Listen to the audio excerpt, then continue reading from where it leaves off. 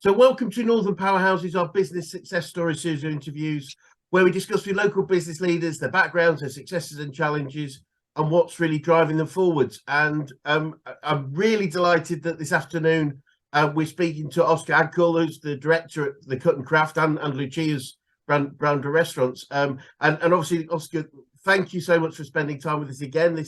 We spoke probably about 12 months ago or so, and really keen to catch up with how things are going. So if perhaps you just introduce yourself again and the restaurants that you have, just so everyone knows where they are and the wonderful things that you do. Oh, thank you so much, Chris. It's been a pleasure talking to you again. It's always a pleasure.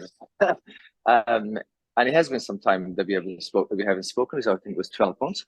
Yes. My name is Oscar Akgul.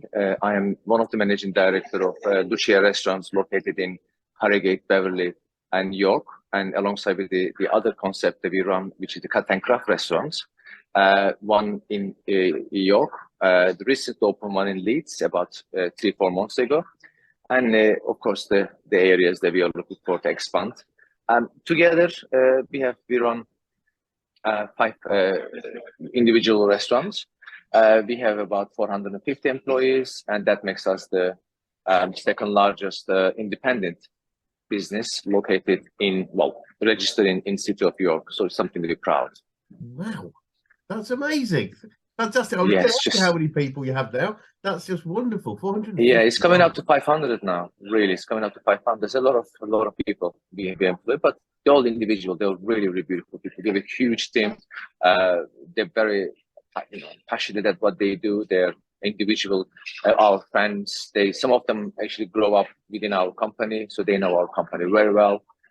Some that we hire from corporate businesses, which also we love them because they come up with brand new ideas. They come up with the tactical ideas that our company benefits. So it's loads of people involved and more to create as we're heading forward to Manchester. So wonderful. We must talk about that too. I'm really interested. Actually, it's very relevant. I was running an event yesterday, and just about everyone in the room was talking about the challenges of recruiting and retaining great people. And I'm really keen to know your thoughts on that. Given that, because clearly you're continuing to recruit great people, you're retaining them. What are some of the things that you do to make you an attractive business or set of businesses for your employees?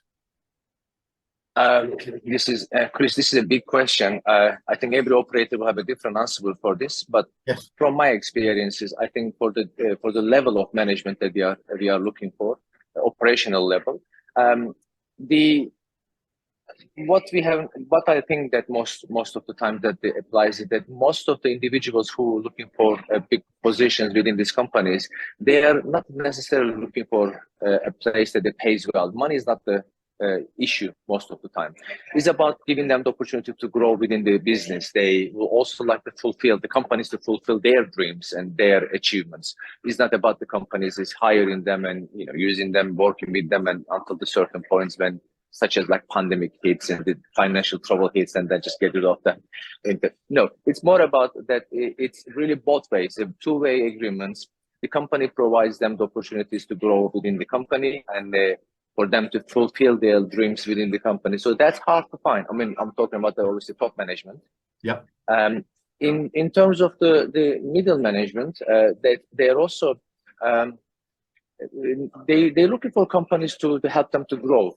Yeah. Within the business, for them to become a bigger management. So money, I don't think is the biggest financial package. Financial package isn't the most issue or requirement, but of course, at the end of the day, you have to blend this with the good packaging, good social hours. Social hours is also another key area for us to find the better management. All days when you used to have management and work 60, 70 hours, those days are over. They are not. There's no such a employment out there anymore. But also is work-life balance definitely is there. The training programs, they must be there. The career opportunities must be there. The good packages must be there. So all combined together, I think ultimately people work for the companies, they see a future with it. It's nothing more than engage in a relationship. Any life, you want to invest in a company that can give you something back. and we are very young individual companies, so we appeal more to them. It's really interesting hearing you talk, because one of the things we were talking about yesterday in a different part of the session was how, you know, attracting clients is similar to attracting team members and vice versa. And I remember how passionately you spoke last time about looking after your clients, and I suspect it's the same with your team. It's same, absolutely. Yeah.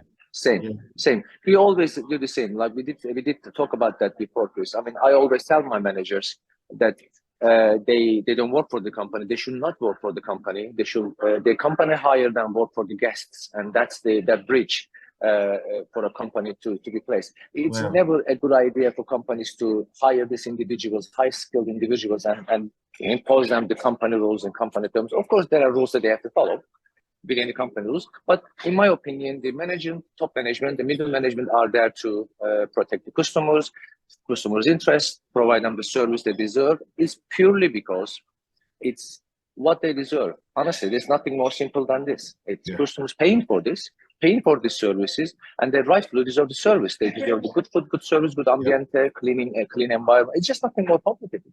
I just think that any business that you run, it's all about that you see things from the customer's point of view. That's all there is. You just see from the customer point of view and give them what they deserve.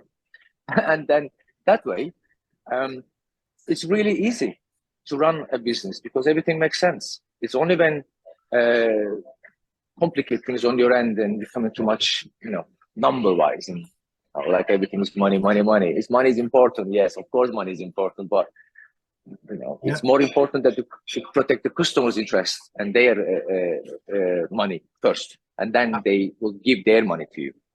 Absolutely, it's the way it works. For some people do, some people don't. As I say, it makes absolute sense, and and I can see how the way you look after your customers is probably have the similarity to how you look after your team. So the lessons I've got there, which I agree with, is that salary isn't the most important. It's got to be good, but it's not the most important. It's career progression, what I can learn, how I'm treated, and that sort of, as you said, the work-life balance, I think is much more important now than it would have been 10, 20 years ago.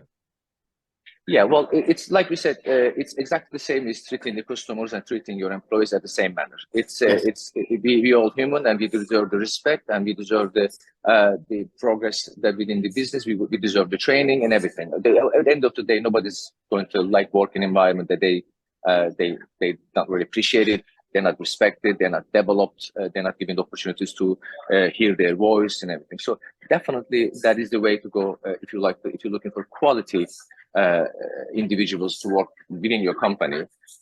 But that is also both ways. I would like to highlight on that no matter our intentions are good, it's how our intentions perceived by the other side. So we can approach to all our employees with the good intentions to give them the opportunity to develop.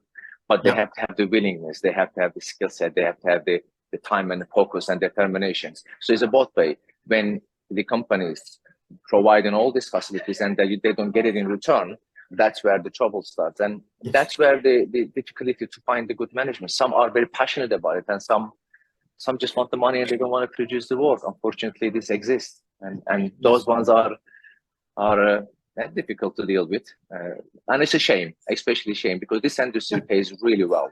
They could make a lot of money from this industry and also learn a lot. But it's only willing to do. No, that makes very much a lot of sense. But I think there's some real key lessons there about how to attract and keep great people, and it's great to hear. So yeah, I mean, obviously you touched on it earlier. I'm really keen to know how the launch and the opening of the Leeds Cut and Craft has gone, and any challenges, what you've learned from that, and next is, as you said, is Manchester. Yes, well, Leeds was our project that was going on for 2 years, and we found a beautiful location next to IB Asia on the Victoria Quarter on King Edward Street. It's a stunning historical site for Leeds. One of the oldest tea room, is also one of the latest places where Titanic master band used to play shortly before joining the Titanic. Wallace Hartley played there with his bands and friends. It is a stunning location with a beautiful dome, designed by the same person who designed the dome in Titanic. Wow. It is a location that has always been a cafe or patisserie or tea room over the hundreds of years. So one of the oldest tea room in the Northwest. It's a beautiful site on 2 floors with the mezzanine in the first floor. It's a stunning location. So we managed to open this restaurant back in late October. I mean, I think I'm proud to say that it's one of the most beautiful restaurants and in Leeds. I have to say, it's the building itself is stunning. It's got a beautiful dome and everything.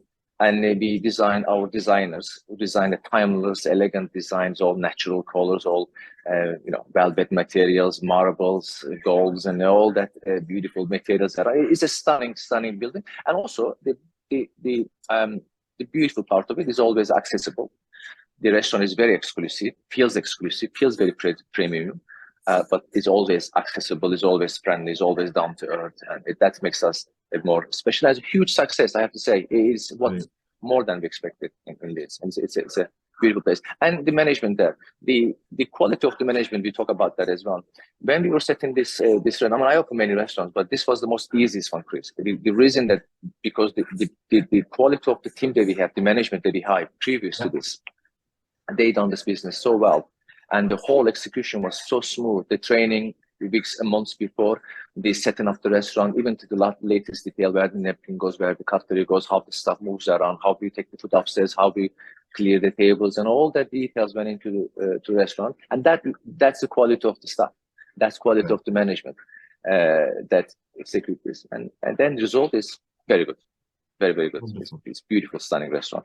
Absolutely wonderful. I've seen the photos. We've not been there. We will be coming. We've been to York, which is wonderful. But I know from looking at the photographs how beautiful it is in Leeds. It is, and now that leads to opportunity. I mean, we always said that the Leeds is a turning point for us because we never done a city concept. I mean, York is a beautiful city, but compared to Leeds is we find Leeds to be more more individuals, more the much tourists there is all local. It's more local in Leeds than in York. York has got a lot of attraction of tourists, so a lot of people comes and goes. But in Leeds, it's more people in Leeds or around Leeds. It's very local, and that makes us be scared because Leeds is a big city.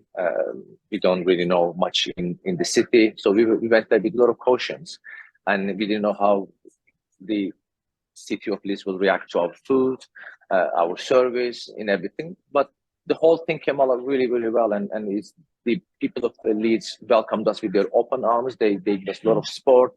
It was amazing getting this support from them. Now that gives us a confidence to look for opportunities in Manchester, which right now we are doing. We have found a beautiful building in Manchester, and now we are talking to hopefully occupy that location. Fantastic. And then we'll see how it goes. And what, I mean, from your experience with Leeds, what's the sort of total time from finding a building to opening? What's the sort of length of time typically that takes? Well, Leeds, we found it took two years to open the Leeds from the date that we found it, and it's only because that the site was a historical site. There's a lot of applications we had to do, a lot of details we had to do, a lot of people to be convinced, especially there is owners are from Sweden. The people that actually own the Victoria Quarter. I know I never knew that, but we met them before, and they're from Sweden, and they wanted to have a mixed development in the Victoria Quarter, and they wanted to have some restaurants in there alongside with the retails. And when we approached and said they would like to do business there, the cut and craft, and they were not sure because they wanted to have like big corporate businesses, like maybe like cozy clubs or some other big brands out there, but we were more independent, we were a smaller business, and they had concerns of how we're going to execute the job in there.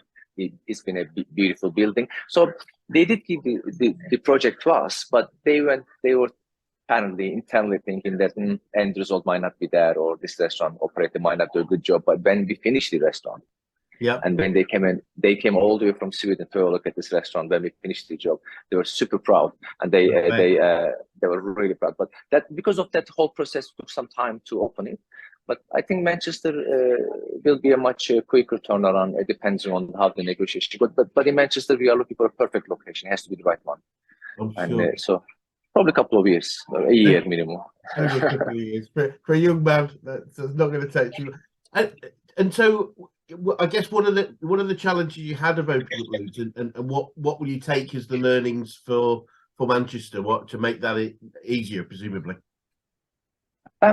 What I have learned from the leads, I think what I have learned from the leads that when when you move away 20 miles each direction from your current location, each miles to represent different clientele. Leeds is very much different clientele than New York. I have noticed that.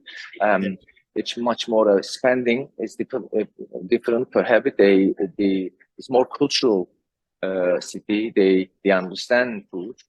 They understand the service. There are a lot of good restaurants out there. So you're into the serious competition in Leeds. So that's made us to challenge us more to do better service, better food, a better environment. So being in Leeds has made us a better restaurant because it was harder to execute the restaurant there because there's a lot of challenge already there. And that will help us to carry the same attitude to Manchester. We think that it will be even harder, even more challenging in Manchester. But we're ready to go. We stay humble. We don't lose the focus. We go there for the everyday people, accessible people. Us. That's probably the safest way for us. This has taught us a lot of things in terms of clientele, the spending, the cultural dining, the timing zone, the spending habits, how they want it.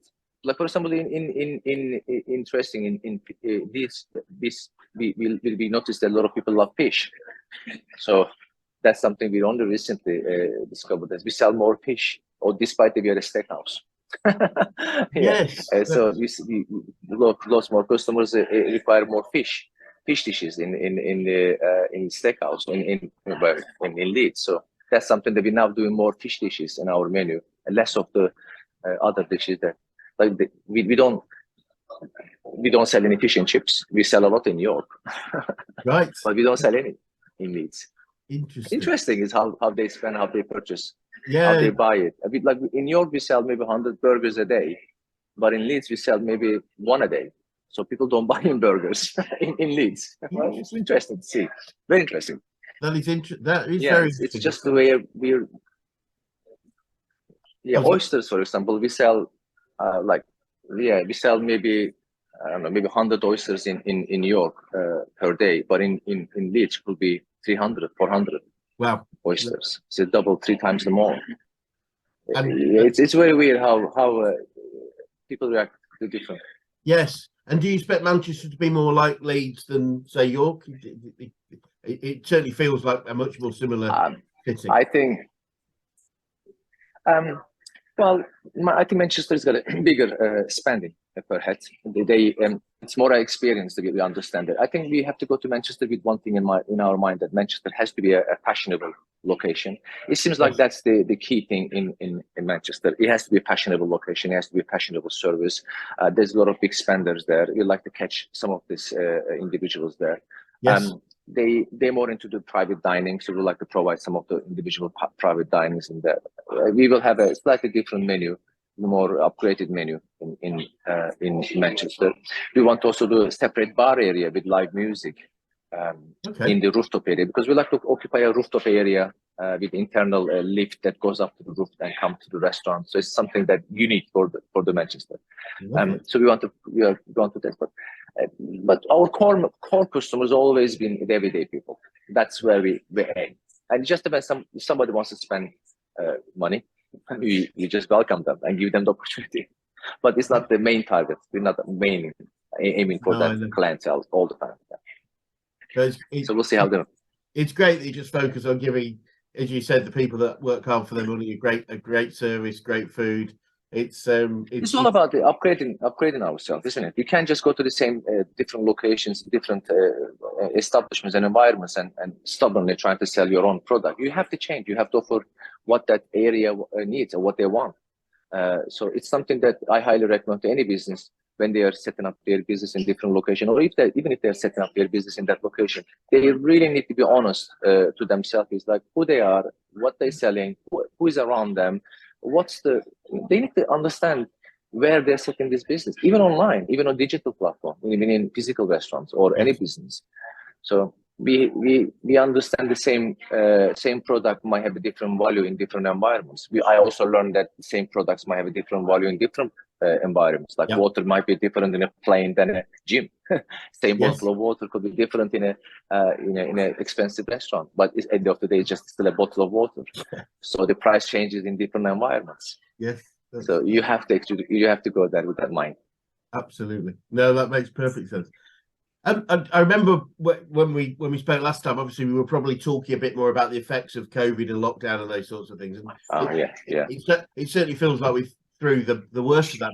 But obviously now a lot of people are talking about the economic challenges.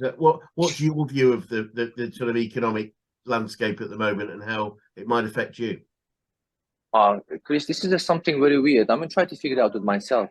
I thought that like I said that before as well. Anyone complaining that they didn't make money out of pandemic period, COVID period, I think they're lying. I think every restaurant they did amazingly well in pandemic. That helped to support campaigns. People was understanding how important the restaurants, even the retails understood how important the leisure business is, because people go for retails thinking that I'm going to go for lunch and I'm going to do shopping so it's combined together. The companies of taxi companies realize it, the bus companies realize it, how much of the leisure businesses pulls into the city. People don't just go to the town center just to buy a shirt. They want to buy a shirt and a lunch and everything. So they made the public appreciate it more, the leisure. So a lot of restaurants, a lot of people made money, and some didn't. Small individual businesses, they didn't. So some did lose. I understand. But any businesses, generally, they made a lot of money. Thinking that the recent prices on gas, electricity, cost of living rise, I thought that it'll be a less of business. But Chris, I mean, in my business, I haven't dropped. My business improved more. It didn't sell more. I don't think it's a massive drop. I think people still have a lot of money to spend. I don't think there's any drop in the business. Slight drop, yes. We can feel in some areas that there is a small drop in people saving their money, but this industry is booming, in my opinion, and there's a lot of opportunities out there to do. So it's good, in my opinion. It's good. Anybody says it's not good, I think they're doing bad for themselves. It's brilliant. It reminds me, I'm going to ask you shortly about, I'm going to try and get another quote from you, but before that, it reminds me of the quote. There's a quote I found a little while ago, which was from Walt Disney, going back to sort of the 1930s, I think. And it said, he said, "I've been told there's a recession, but I've chosen not to participate." Yes, brilliant.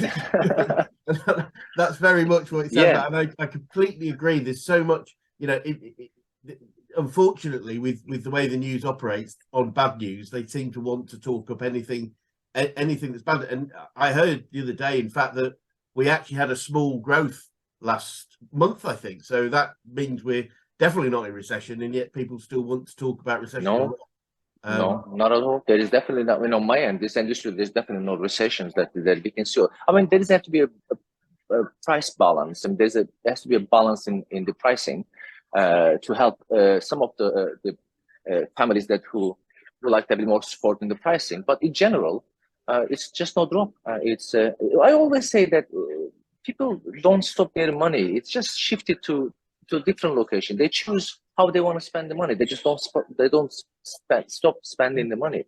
They just choose where to spend. That's what they do in most recession times, in my opinion. And I think that, as we've talked before last time and this time about giving people great value for their money, means that if they're going to spend it, I'm not surprised they will be spending it with you, which is wonderful. Excellent. I mentioned quotes because I asked you last time if you had a favourite quote. You told me one. I'm going to tell you what it was because I've been using it myself, which was "Never look backwards because you're not going in that direction." And I've said to many people since we spoke. Do you have any others? Because that was an absolute gold. I wondered if you have any others. Well, I should have thought about it. I should have thought. I knew you were going to ask that question. No, I should have thought about it in here. I just don't think, I don't have one particularly saying that inspire me on a daily basis. I just don't have one of them. Sometimes I grab things on the way along. I sit on the wall or on a shop front or on a social media and things like this. And I think the simplest way that I just seen one recently is they never set up a business with for making money. Never start a business with the intention of making money. It's make a business to make a difference at your area in your business. And I think when you make a business with the intention of making a difference in your services, that's the key to make money. And at the end of the day, business is about making money. So if you want to make a business and make a successful operator, anything that you do, is you have to set the mind with the differences, like start seeing things from the customer's perspective rather than seller operator perspective. So I think that's the simplest way in here. But I should have think more of the quotes. But it makes sense. It's all good. I mean, the last one was simple. Many years, so that's not a problem. Now, I mean, you're continuing to grow. You obviously got Leeds up and running, and you're into Manchester now. One of my favourite, I get to say quotes, but it's something that a guy called Stephen Covey talks about, which was starting with the end in mind. And and I'm keen to know what your vision is for the long-term vision for your group, for your group of restaurants and your companies. I've always been a stubborn one, and always been the ignorant one on that subject. I always personally believe that I have a very good product. My price point is better. My service is better. I have a very dynamic individual company. We have huge potential individuals within our company that they can take this company to different level. I think that we have better locations. I think we have better designed restaurants. From all aspects, I look at my operation thinking that I'm not the best. We're not the best, but we have a huge potential. And we are, at the end of the day, we are very sincere. There was this person that was talking. I was complaining about the service that he couldn't get, or he wished he had, but he couldn't have. It was a complaint about the service, and he was right. The service was bad. This was happening in Leeds, and he was complaining that this wasn't right, that wasn't right, and I agreed. And I said, look, and I'm really sorry that did happen. There's nothing there to say that did not happen. It did happen. It is exactly how he said it's happened. And but now here we are. And what can I do to make it better? And he wanted something that I couldn't do anymore. Yes, we make mistakes, and yes, we are here to correct things, but sometimes customers are very unreasonable in terms of what they demand. And that wasn't one of those things that I could say, I'm so sorry, I could not do that. It's impossible for me to do that one. And he was just talking and said that I should be a better businessman, I should be a better operator, I should be doing this, I should be doing that. And I said, look, that his name is Roger. I said, Mr. Roger, this is 11 o'clock in the night, and I'm talking to you. And he was saying that how much profit that we make and how much greedy we are and everything. I said, well, if I was making that kind of profit, you wouldn't be able to talk to the owner of the business at 11 o'clock in the night. I would probably somewhere in Bahamas in a yacht. I would be like unreachable. But yet I'm here and talking to you and trying to please you. And then he said, well, fair point. I see exactly what you're saying. I said, look, we are here.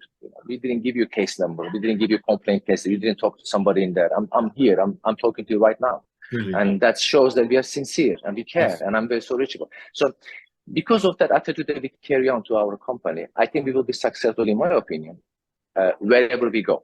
Yes. Because we would like to carry this attitude everywhere. Stay humble, get in touch with the customer, do not lose your point, do not lose your focus. We are here for the customers, guests, protect them. And that, I believe, it's something that, special to us. I mean, a lot of businesses out there who's got the same motto, and there are a lot of, not just me, everybody, a lot of independent companies, but we have it as well. And we would like to carry on to next operation, next location. For that reason, I think that wherever this attitude must be seen, that must be shared. When we go to the Manchester, we would like to share it to the, I always call the big boys. I would like to show the big boys together with my team. Brilliant. Well, there is a different way we can do. That doesn't have to be very commercial or very corporate. Wonderful. So Wonderful. future is good, bright, I'm, always bright for us. I completely agree. I'm totally in. I've no doubt that it's looking good. I can't wait to find out where the next place is after Manchester. That will be and Manchester, definitely Edinburgh, and then one will be in Dubai. Dubai will be my last one. wonderful. Uh, Oh, cool. Okay, that sounds Yeah. great. Yeah, so that will be then for me. I'm gonna make sure I've eaten a meal in every restaurant. So I'll come to Dubai for the last one. I can't wait for that. Yeah, we love it. Oh, that's super. And just a couple of things. Always looking for words of advice from you. And I know we were very positive about starting businesses, even within the current landscape. And you and I think both feel that that's not really an issue. But is it still? I mean, is it still a great time to start a business? Would you say? Oh, perfect time, Chris. I think it's a perfect time. There's a lot of units are available, highly negotiable buyer's market at the moment. There's a lot of opportunities out there, but I think the most difficult part right now that you have to have something different. Open a simpler restaurant is we past that point. You have to have something unique, a different cuisine, something amazing, something is totally out of the way. Maybe sometimes it's a fusion, is meant mixing two cuisines together, or even mixing two moods together, like you know, beautiful courtyard restaurants with samba or sushi, different cuisines in mixing together. And I think that is when you have that sort of recipe, fusion cuisine, it's in my industry, it's a gold mine. Huge places. One thing that I think there is a disadvantage. Despite the landlord's facilities to give smaller rents, I think the local authorities such as local councils, I always think they were greedy, and I just don't think that they do enough for the community, in my opinion. Yeah. I think they should have done more to their small businesses. They need to really consider their rates towards the businesses. It's really hard. It's expensive, really expensive. I mean, this living cost at our restaurant is higher than the normal domestic house. We have to run entire floors, the stuff, the gas and electricity. Like, just to give you an example, one of our restaurants in New York, the yearly cost of gas is £150,000 a year. Because this is the number that we pay. It's unbelievable number that they ask, and how can we survive in these numbers? This is it's huge numbers, and there has to be some help from the local governments and rent, especially through the rate, and I just don't think the support is there. That's the difficult part. If anybody setting up a business, they need to understand that the general support from the government, from the local authorities, are not there. You're kind of on your own a little bit when you're setting up your own business, but it can be still done if you have something unique. Something unique. So that's the key thing for what he said is, be different, be unique, to make a difference. And I think learning from you, it's being true to your values, isn't it? You've got really strong, clear values of customer service and customer delight, and stick true to what's important. That's it, because there's nothing else. It's all about the service industry. At the end of the day, everybody sells a product. It doesn't matter what product you're selling. It's how you sell the product, how the customers are trusting in you. With everything, even selling this interview is a product. It's how you execute it, how you sell it, how is it reachable, how is genuine, how honest. It's what makes it different. It's all about honesty. That's how I said it. I'm always going to say the same thing. It's honesty towards your customers, honesty with your products, honesty with your service. That's all there is there. And when you do that, you can sell the same product. It doesn't have to be something totally unique. And when I say something unique, it doesn't mean that you have to make it, a chicken that flies into the table, something extra. No, it's the same thing as you had it in another restaurant. It's just serve it with the genuine sincerity and honesty. And that's what customers want. Honesty. That's all there is. With a smile. 100 and a big smile. Fantastic, Oscar. That's been wonderful once again. So much things to learn from that, and as I say, your passion for what you do and how you want to look after your clients shines through, and it isn't a surprise that you continue to grow. You do. So thank you so much. I don't probably need to ask this question, but if anyone wants to contact you or the restaurants, all the contact details are on the website, I would imagine. Of course, yes. I mean, I'm very much available, mostly in LinkedIn. Yes. I'm available in LinkedIn. I'm very active on that social page. I'm here to answer any questions. I always think that if I know anything, I'll tell you my opinion, and I don't think I know everything, but I have an idea, I believe. So if anybody wants to reach out, ask questions, they might have an idea that they might have to discuss with me, or they might need help, and or even access to certain people. Like, I have a lot of contacts in many different industries. So if they need any help, suggestions, advice, ideas, anything, of course, I'm all ears, and I love to help as much as. And this is another reason why we're doing this podcast. It's just to inspire people as much as we can. I'm just a simple guy who just came here with hard work, met the amazing management people, friends on the way, like-minded people. Put your effort into it, you're back into it. Work hard, focus on it, don't give up, learn from it, make sure you understand the environment that you are in, and never work for the money, but for the interest of the people who are spending with you. And that is the simple formula, and I think is a very simple formula to make any successful business, in my opinion.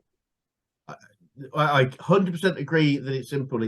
I often say it's not always easy, and I think you've made it easy, and you've made it you've made it the key point of difference for what you do and how you do it. And you need the luck as well. I have to say, so you do need the luck as well, a little bit of with everything you need the luck.